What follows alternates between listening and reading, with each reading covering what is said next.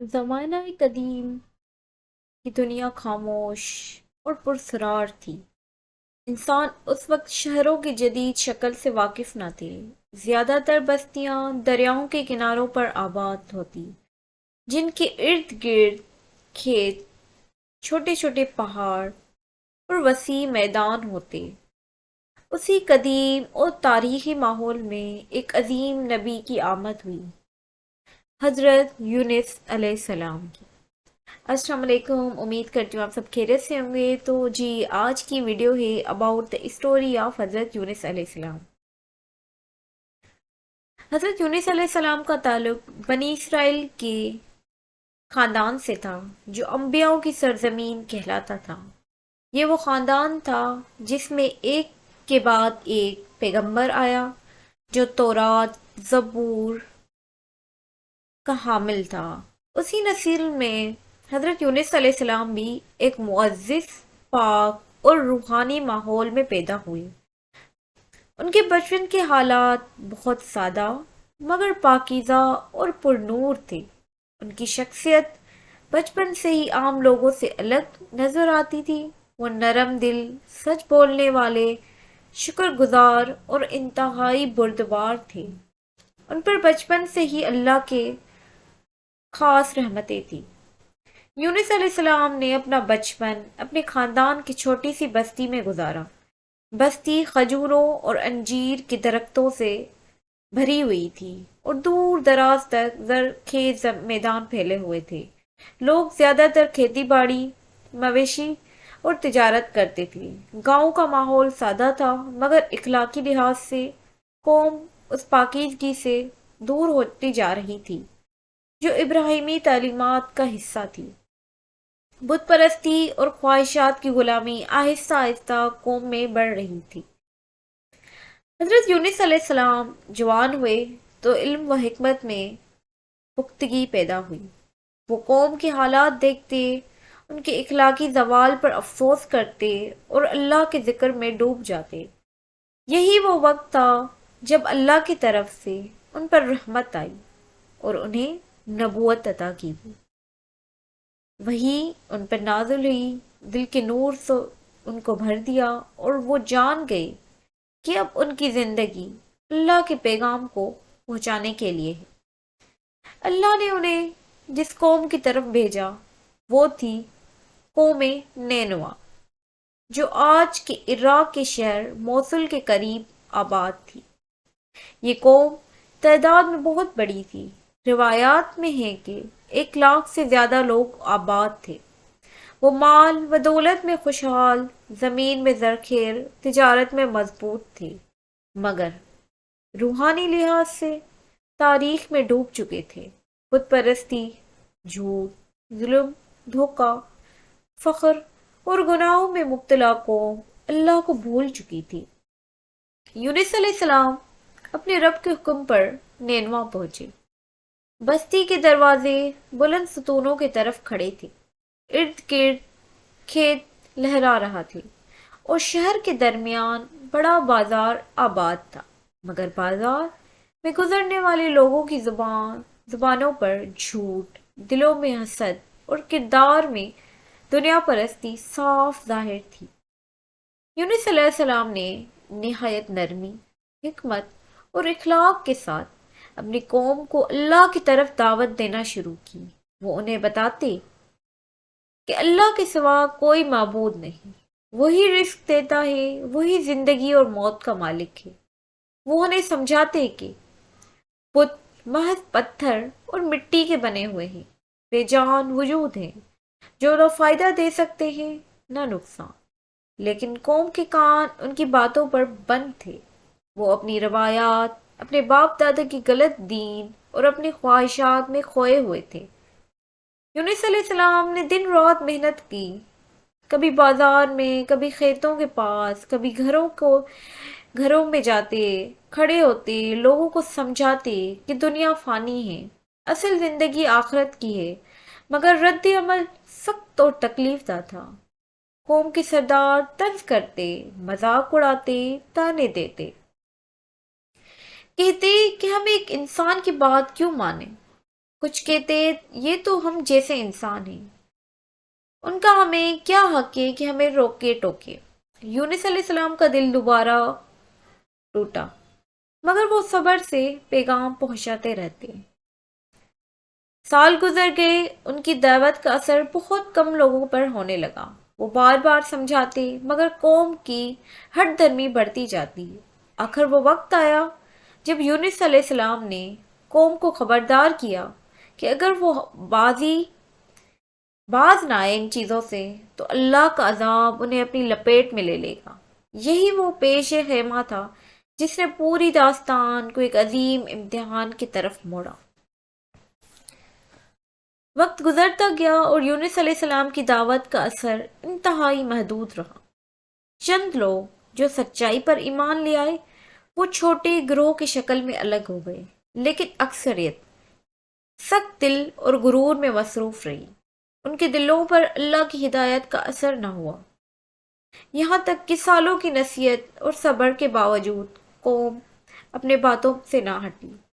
یونس علیہ السلام نے بار بار اللہ کی طرف سے انہیں سمجھانے کی کوشش کی، لیکن قوم نے طنز اور چالاکی سے ان کے الفاظ کا مذاق بنایا۔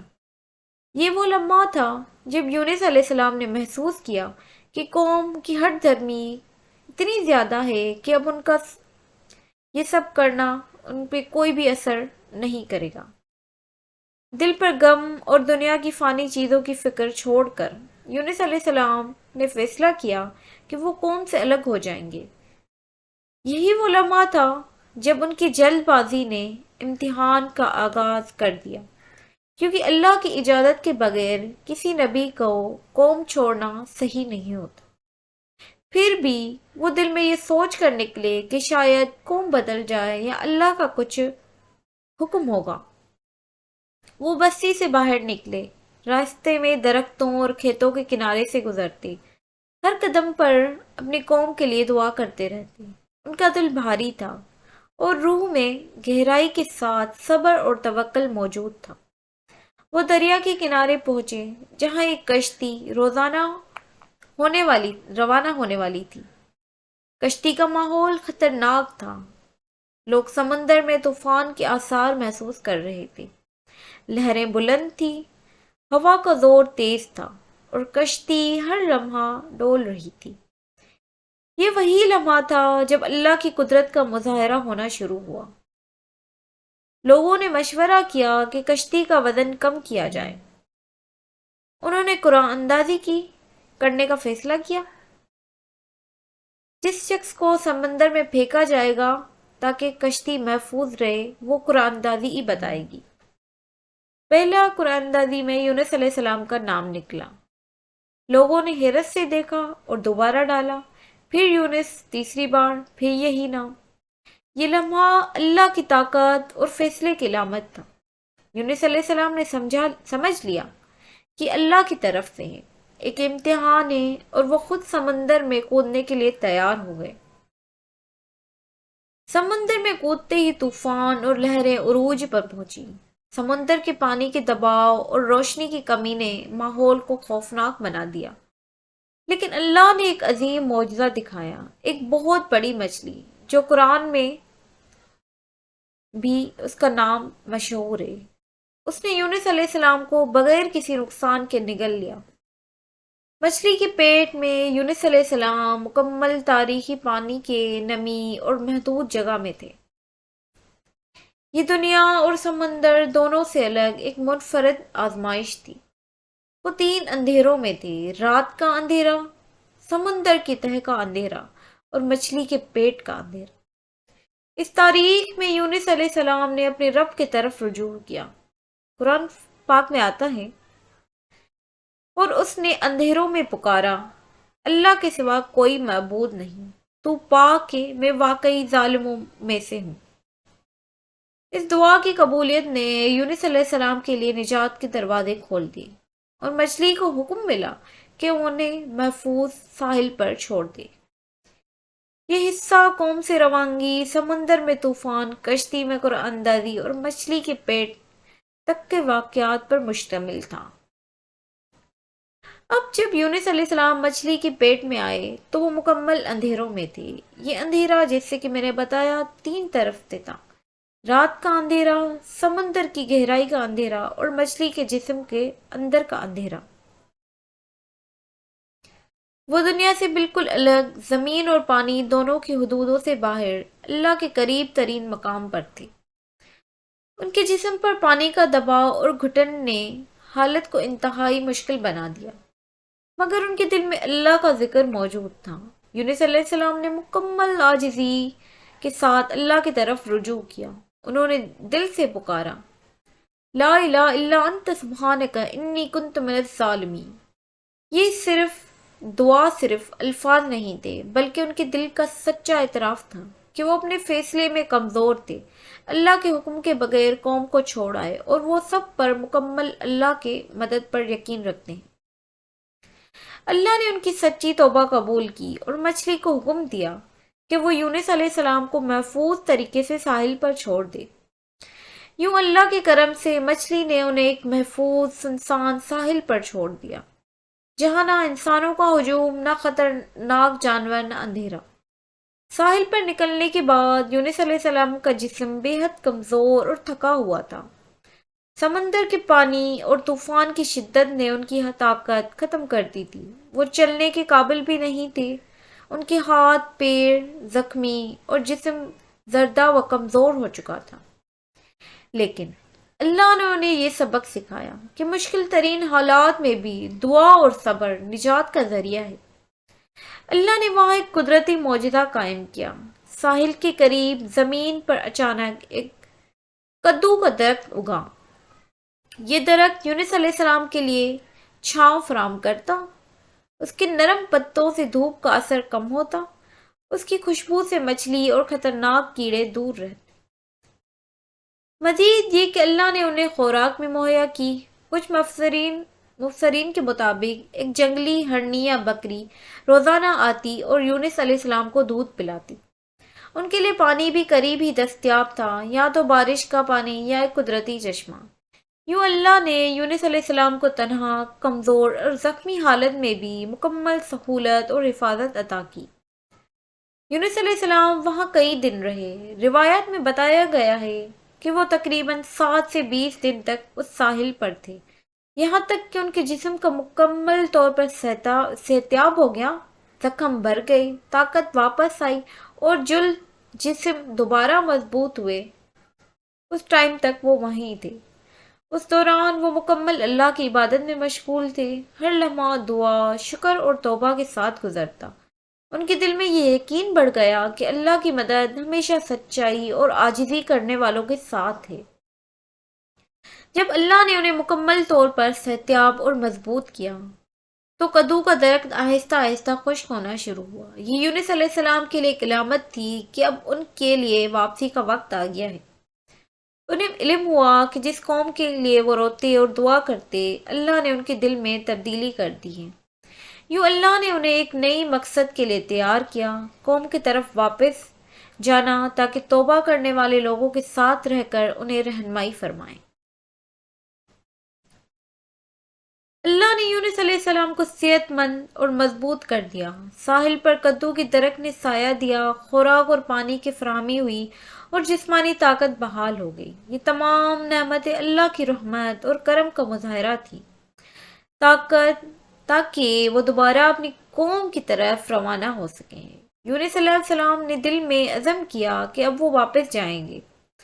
وہ راستے میں ہر قدم پر اللہ کا شکر ادا کرتے، اپنے رب کی عظمت کو یاد کرتے اور قوم کے لیے دعا کرتے۔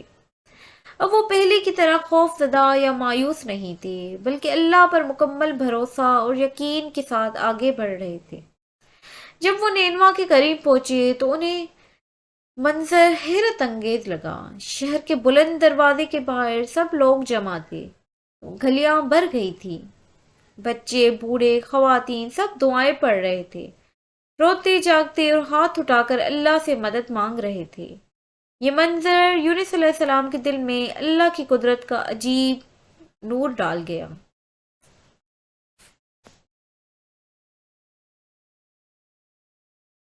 قوم کی دل پہلے ہی اللہ کی طرف متوجہ ہو چکی تھی اور یونس علیہ السلام کے آنے کے انتظار کر رہی تھی۔ قرآن پاک میں آتا ہے، بس انہوں نے ایمان لایا اور ان کا عذاب ختم کر دیا اور ہم نے انہیں نجات دی۔ نینوا کی قوم نے یونس علیہ السلام کو دیکھتے ہی خوشی اور شکر گزاری میں ڈوب گئے۔ وہ سب اللہ کی عظمت کا اعتراف کر رہے تھے کہ نبی کی بات سچی تھی اور انہوں نے وقت پر توبہ کر لی۔ یہ سب لوگوں کی سچی توبہ اور نیک نیتی کی وجہ سے ہوا اور اللہ نے ان کا عذاب کو ملتوی کر دیا۔ یونس علیہ السلام نے دوبارہ اپنے پیغام کی تکمیل شروع کی۔ اب وہ نہ صرف خطرناک قوم میں بلکہ ایمان لانے والوں کے ساتھ بھی وقت گزارتے۔ قرآن میں یونس علیہ السلام کی صبر اور قیام کی اہمیت کو واضح کیا گیا ہے، اور ہم نے یونس کو بھی کسی قوم کی طرف بھیجا، وہ تعجب کر رہے تھے پھر ایمان لیا۔ یوں نینوا کی قوم نے اللہ کی طرف رجوع کیا اور یونس علیہ السلام کی قیادت میں روحانی اور اخلاقی زندگی اختیار کی۔ اب وہ اپنے نبی کی رہنمائی میں روزانہ عبادت، صدقہ، انصاف اور اللہ کے احکام کی پیروی کرنے لگے۔